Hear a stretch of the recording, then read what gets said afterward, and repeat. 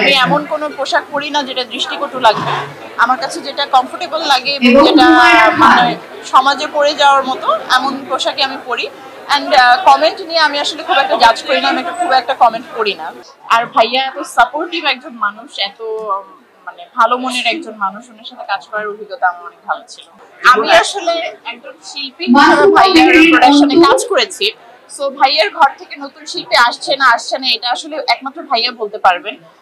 আমি যখন মোটামুটি নতুনই কাজ করছিলাম সেই সময় তো ভাইয়ের সাথে আমার কাজ করা। সো ভাইয়ের সাথে কাজ করার পর আমার একটা, আমি বলবো যে ভালো ফিডব্যাক পেয়েছি আমি ইন্ডাস্ট্রির কাছ থেকে এবং ভালো একটা রেসপন্স পেয়েছি।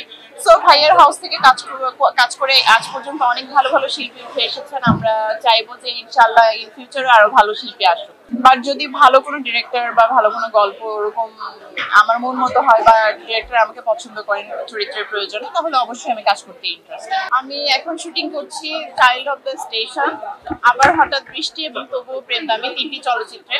ইনশাআল্লাহ খুব তাড়াতাড়ি আপনারা দেখতে পারবেন।